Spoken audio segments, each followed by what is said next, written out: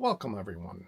Sir Guano Moldy Cheese here on this Monday, January 26th, 2026. My 56th birthday. That's a lot of sixes. I welcome you today. It is another very cold day in Northeast Minneapolis. So I'm going to do something a little bit different today, and I'm just going to sit here and talk. So hopefully you'll enjoy uh, the subject of my talk today. So if you saw my first vlog, or if you've been following me, uh, in my first vlog I mentioned that my goal was to reach 100 subscribers by my birthday. So by today, uh, unfortunately, I just checked and I am only at 20. So very far away from that goal. So my new goal will be to reach 100 subscribers by, let's say, Memorial Day. Um, so March, whenever that falls down, the last Monday in May will be is my new goal to reach 100 subscribers. So, um, and these last days has been very cold in Northeast Minneapolis, so uh, I haven't really gotten out much. But once spring comes, once the weather gets nicer, I'll be going out on my walks and take you to see the rest of or parts of Northeast, some places that I enjoy or that you may find interesting. Uh, Take a walk down by the river, the Mississippi River, um, and you know. I also have plans. I don't know if I'll be financially be able to do it anytime soon, but I would like to travel uh, cross country. There's a couple small towns that I'd like to visit, like towns you probably never heard of, or you may have, but that have some kind of significance to me. One in particular is a town called Templeton, Iowa, and the reason why that one has significance, I've never been there, but my late wife, the Mrs. Moldy Cheese, her maiden name was Templeton. So I've always, ever since I found out about the existence of Templeton, Iowa, I've been wanting to go there. So another city I'd like to go visit is down in Kansas, city by quaint little name of Minneapolis. Um, that would be interesting to see how the other Minneapolis lives. Um, like I said, I don't know when I'll be able to travel financially, uh, but that's sort of in the future plans. We also, every year, we drive to Florida. Um, so when that happens, which is usually in August, I'm sure I'll be producing some videos on the way there and in Iowa. Oh, sorry, Florida. um, so, anyway, today I thought I'd talk about, pardon my reach there. I had mentioned it before that the national drink of Argentina is yerba mate. So I wanted to talk a little bit about that while I drink some. So, what is yerba mate? Um, First, so this is a mate. The drink itself is called mate. The herb that I'm drinking, some people call it a tea. It is not a tea. It is not related to the tea family. But the herb is called yerba mate. And the vessel, the recipient, is also called a mate. And this is called a bombilla, which is a metal straw that you drink it to, and it's got a filter. I'll show you that in a minute. So, yerba mate, I have some here for you to look at. That's what it looks like. So, as I mentioned, it is not a tea. It is actually related to or part of the holly family. Its botanical name is Ilex paraguayensis. Ilex is the family for holly, and paraguayensis means from Paraguay. The reason why it's called from Paraguay is that the Guarani people, the original inhabitants of that area, um, would they discovered it, if you will. They um, used it for many years as a drink, but it grew wild in Paraguay. So they only drank the wild mate, yerba mate. When the Jesuits came in I think it was the 1700s, they started cultivating it and they domesticated the plant in Argentina, in the region in the north of Argentina that's now called Misiones or missions. So kind of um, appropriate name since that was the Jesuit missions. Like I said, they domesticated it and started uh, the popularity outside of the Guarani culture. The Guarani actually drank it cold, which today we call that a tereré. Uh, but when we drink it cold, we call it tereré. When we drink it hot, we call it mate. In Brazil, they call it uh, chimarrão. I hope I'm pronouncing that correctly. My Portuguese is not the greatest. Um, so, as I said, the Jesuits kind of popularized it, and they started drinking it hot. So, technically, as a proud Argentine, I can say that mate is really from Argentina, even though it's called Ilex paraguayensis. uh, Argentina rose to being the biggest producer for many years, but in the last, I don't know how many years, Brazil, southern Brazil, is actually the largest producer, with Argentina not far behind. Paraguay also produces some, not nearly as much as Argentina and Brazil, but they do have a pretty good production.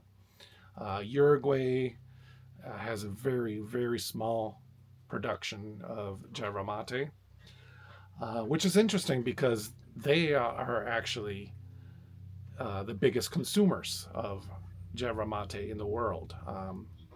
Uruguayans love their mate, but as I've heard a couple of them say that that they invented it, that is not true. They did not invent it. They did not discover it, and they hardly even grow it in their own land. Um, they are the biggest consumers, followed, mm, I don't know if I'd say closely, but followed by Argentina. And then in third would be Paraguay, and then Brazil. Interestingly enough, outside of the southern cone of South America, um, Syria and Lebanon are actually very big importers and consumers of yerba mate. Uh, and here in the United States, Utah, the Mormon cultures, I hear, It's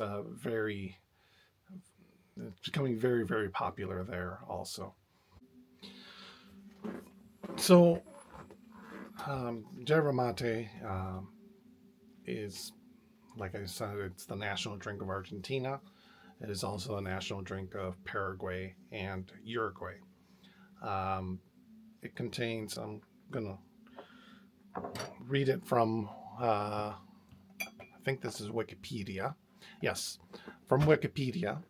It says yerba mate contains three xanthines: caffeine, theobromine, and theophylline. Again, I hope I'm pronouncing that correctly.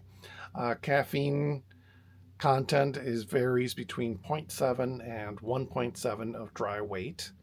If you want to compare that to tea, tea has anywhere from 0.4 to 9.3%, and coffee has up to 3.2% for ground coffee. So it contains, yeah, some caffeine, but not as much as coffee, and not as much as some teas.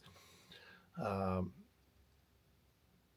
some people, especially in South America, will say that it does not contain caffeine, but it contains something called matein. Um, that was a marketing gimmick that the Yerba producers uh, created years and years ago. There is no such thing as matein, um, but the caffeine in yerba mate works differently than the caffeine in, say, coffee. Um, it doesn't usually, for most people, it does not give you that crash that you get from a caffeine high.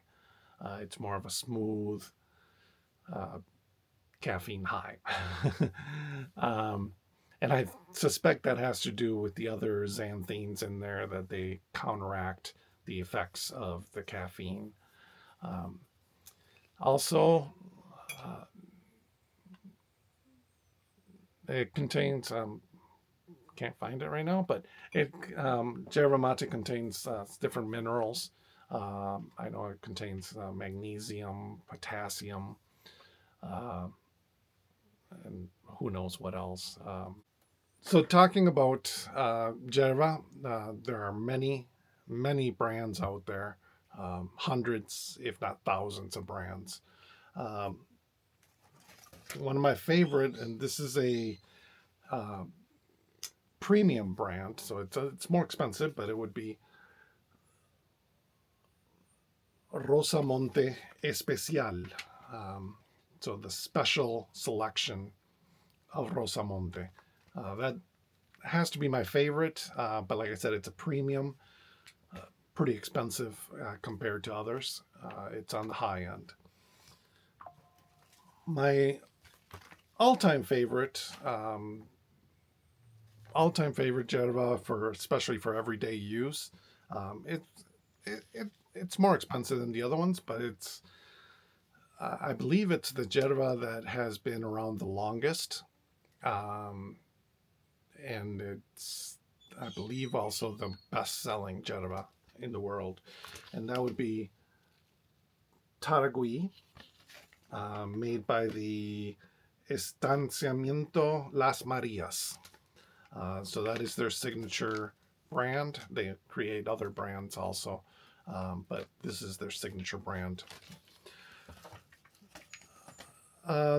Currently, I'm actually drinking a brand called Cachamate, which you can see right there. This one is a mixture. It's not pure yerba mate. It also contains penny royale, chamomile, fennel, coriander, and mint. So um, here's another one from the same company, and this one contains boldo, mint, and penny royale. Uh, and another one from the same company, actually. This one's called Cachamay, but it's made by the same producer, which is Cachai. But Cachamay, this one's called Cachamay, Yerba Mate y Nada Más. So this one's pure. It's yerba mate and nothing else.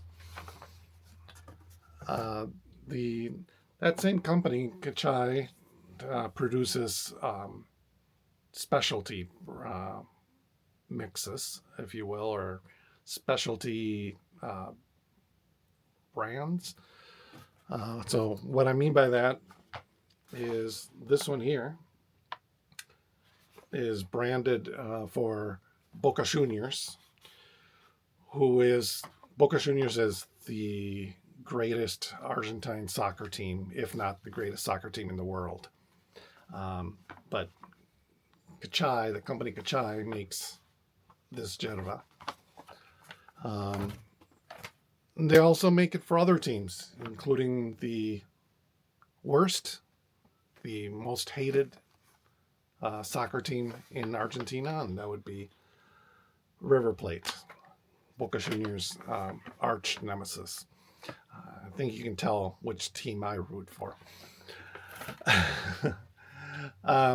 Like I said, there are hundreds, if not thousands, of brands out there. So, and in the same token, the receptacle that is used, there's hundreds and thousands and different styles. The traditional, original way of drinking it would be in a gourd, kind of like this one. It's just a natural gourd that has been hollowed out, dried, and you just put your yerba in there and enjoy it. I have a couple other ones here I can show you. This one is bizarre, and I only bought it. I've never used it. Kind of freaks me out to think about using it. But it's a good talking piece. So this is a goat foot. Inside it's wood. I believe that wood material is called palo santo, or holy wood. I'm not sure what that would be called in English. Excuse me. But anyway, as I said, that one is just for decoration. This is another gourd one with some intricate designs on it, but it is made out of a gourd. This one is another wood one. The dark wood indicates that this has been used, whereas the other one was light wood. It did not take on the color. So this has been used, and it's from Bariloche. Right there it says Bariloche. That's a tourist area in the mountains of Argentina. So Palo Santo covered in aluminum. And this was, growing up, this was like the traditional way to drink it, or recipient to use, was the wood covered by the aluminum. I used one of these, not this one in particular, but one of these for more than 10 years. I then moved to the gourd style, and after that I went into I started using a silicone one, but I don't know, I kind of felt weird holding on to this silicone one, so I then switched to a pure aluminum one, and now I use a plastic one. Some other ones I can show you. This one is Amanda, is a brand of yerba, and this one is a gift set, an Amanda gift set, and it is ceramic.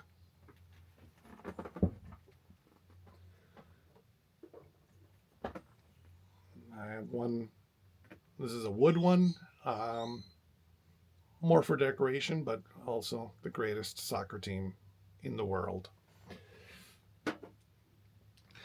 Other ways of drinking it, those are the traditional ways. I also have one here. It's huge, very big. This is never been used, but this is also made from some kind of gourd, and it has a holder. Oh. In Argentina, we don't use ones this big usually. I think they do in Brazil and maybe Uruguay. So one thing about yerba mate is the social aspect of it. Typically, you and your friends or family members will sit around in a circle, and the cebador, the person that's serving it, will pour the hot water into the mate and then hand it to the person either on their left or their right, depending on how they want to go. They will hand it to that person, and that person will drink all of it until you hear that sipping sound. That means it's gone. And then that person will hand it back to the cebador. Do not say thank you or gracias. Because if you say gracias, that means thank you, I'm done, I don't want any more. So you never thank the person for each mate. You do it when you are completely done drinking. And like I said, the social aspect, everyone uses the same bombilla. And the person hands it back to the cebador, he pours it and passes on to the next person in line, and the process is repeated once again.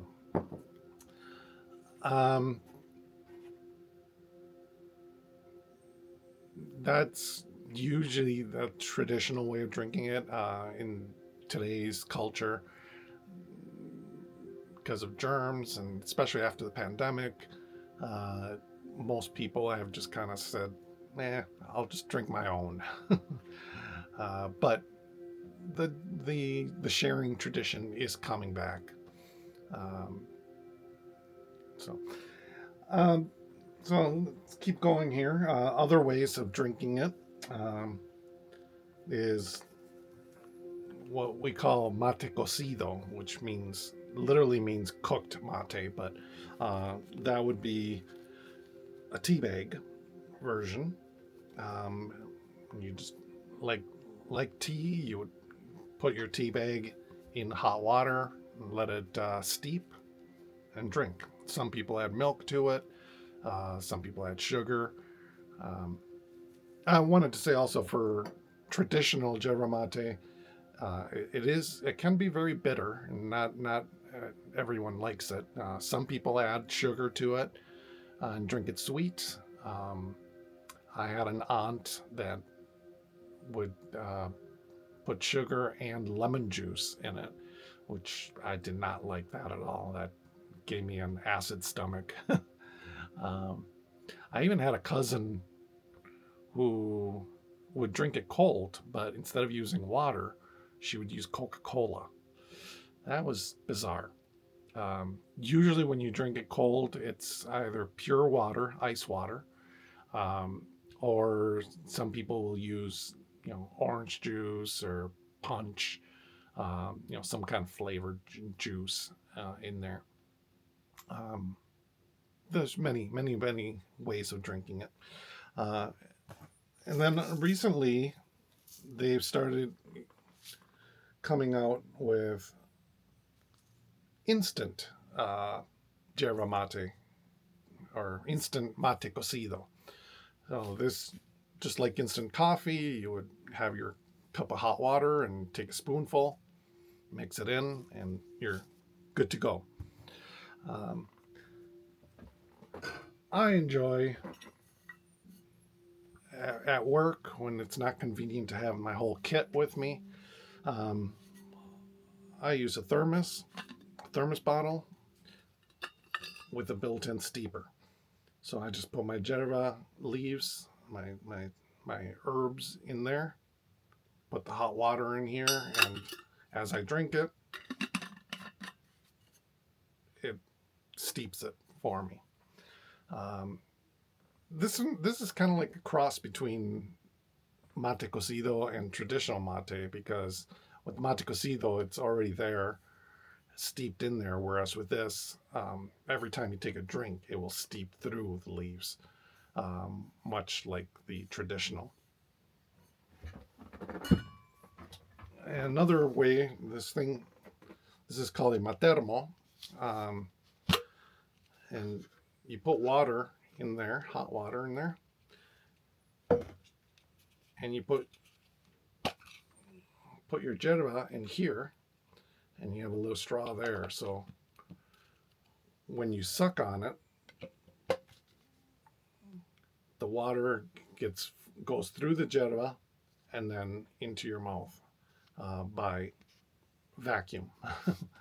um, it's a really nice concept. I kind of got excited when I discovered this many years ago, but I ended up not using it too often because the water space is so small that you get like 3 or 4 mates out of it, 3 or 4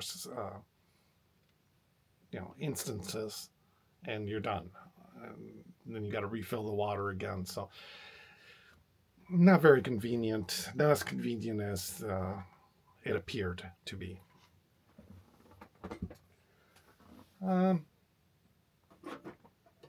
Here's another one.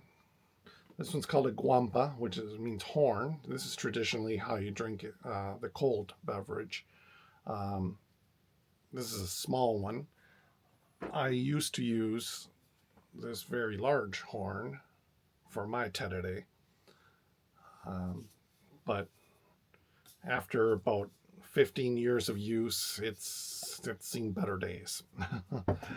The horn itself started to delaminate, so I quit using that. What I use now is actually this terere kit that my mother bought for me last time she was in Argentina. So I have my thermos to put my ice water in, or juice or whatever, and then my mate, which is aluminum inside, and that's the recipient for the yerba.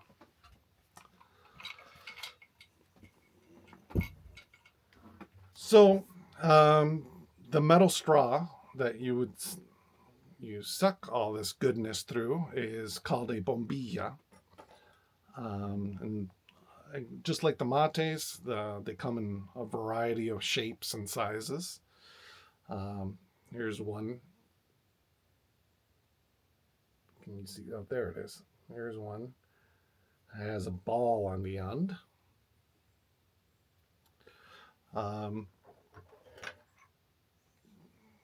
Traditionally, this is called a spoon shape. This is one of the most common ones they use, because when you're done, you can use it to scoop out the yerba and throw it away.